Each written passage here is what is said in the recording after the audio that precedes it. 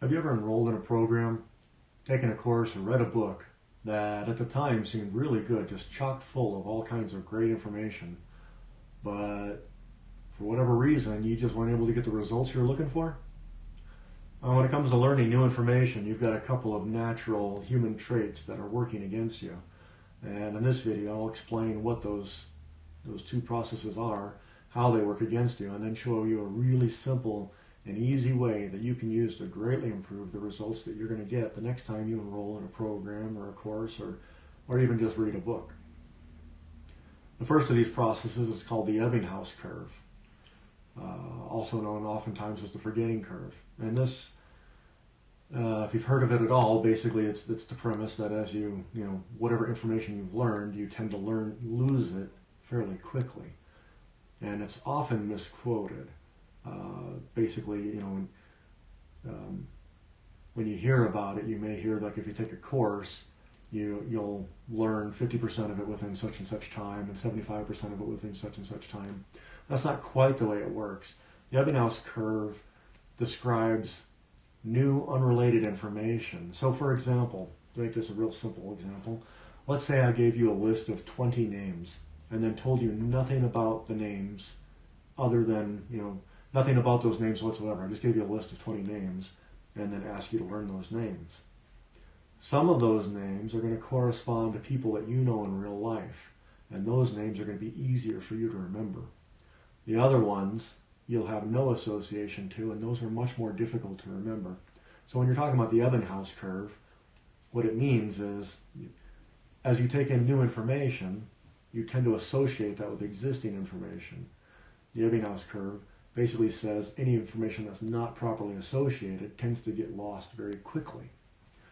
So the effect this has on you is that the things that you already know are easier for you to remember than the things you don't already know. And if you're trying to get new results, that means you have to do new things. That means you need new information, and that tends to work against you. It tends to reinforce what you already knew, what you're already doing, and the results you're already getting. So that's the first process that's working against you. The second one is actually simpler to explain, but it's similar in result, and that's called confirmation bias. And basically, we as people love to be right. We want to be right about whatever. And the problem we have is we would rather be right than learn something new. So when you're taking a course or reading a book, you would think normally the way that would work would be you take the course and you learn from it new information. But what's really happening is that you already have things in your head, already have information that you know, and as you take the course, you are interpreting the things you're learning to confirm the things that you already know. And the result is the same as the first problem with the Ebbinghaus curve, and that is it tends to reinforce what you already know, therefore what you're already doing, therefore the results you're already getting.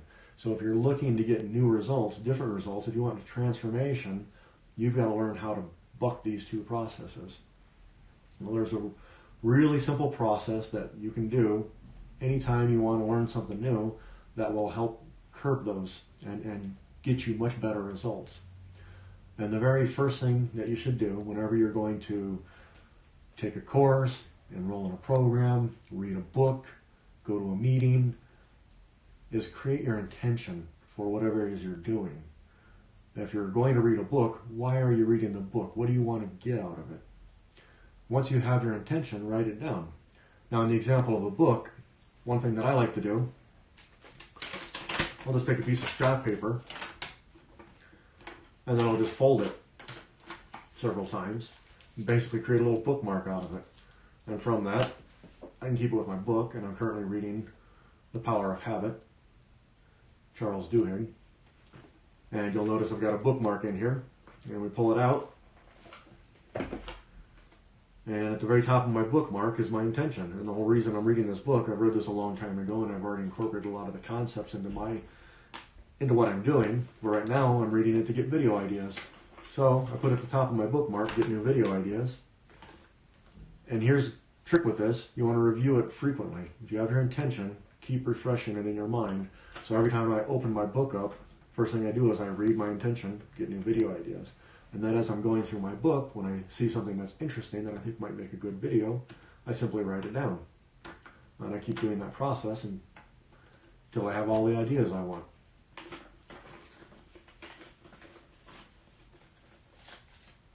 So create an intention, write it down, and then make sure you're continually reviewing that. And as you're reviewing it, one more thing you need to do, and that is you need to consciously decide to favor learning over being right. Because like I said before, we have a natural tendency to want to be right. We want to confirm the things we already know. If you make a conscious decision not to do that, it'll be much easier for you to learn new things and incorporate them. So now that you have your intention, as you're going through your book, your course, your program, whatever, you're going to get all kinds of ideas and actions that are related to that intention. They're going to come flying at you. So make sure you're writing them down. Take notes just like you would normally. Real easy example of this, how this might work for different people, is let's say you and I are taking a woodworking course. And let's say you're taking the woodworking course because you want to learn how to make bookcases. And I'm taking a woodworking course because I want to learn how to make chairs. All right?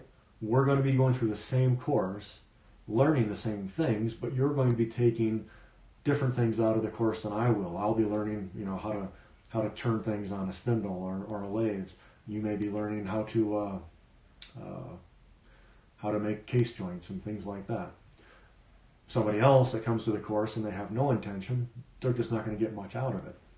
But you and I, having that intention, will take out the things we need to fulfill our intention. So now, once you're finished with whatever, your book, your meeting, your program, your course, and it's fresh in your mind, go back through your notes, and hopefully the notes are still fresh enough, you remember what the heck it was you were writing down, and now create an action plan. And what you want to do is you want to incorporate one concept at a time. Don't jump ahead and try to incorporate all at once. You won't get anything out of it. Pick all your concepts out that you want to incorporate, prioritize them from top to bottom, most important to least important, and then start with the most important one and work on it. Review the information, take action. Review the information, take action. Because as you continually review the information, that constant spaced repetition, what you're doing is you're creating new ideas in your head that now work for you. Think of it this way. When you watch a movie or read a book, again, the second time or the third time, you ever notice how you pick new things out of it? That's why. You're creating those associations. Now it's easier for you to gain new information. So you want to do that process where you review, take action. Review, take action. Then once you've got the first concept locked in and you're getting new results with that, go on to the next concept and do the same thing. Review, take action. Review, take action. So the things that are going to trip you up when you try to learn is the Ebbinghaus curve or the forgetting curve and confirmation bias. Those are going to want to try to keep you the same as you are right now. And if you want to get transformative results, you want to get new and different results, you have to actively work against that. Real simple process. Create your intention ahead of time and write it down. Continually review that intention. Decide consciously that you favor learning over being right. Take notes, pull out all the information related to your intention, and then create and execute an action plan. That process will give you much better results.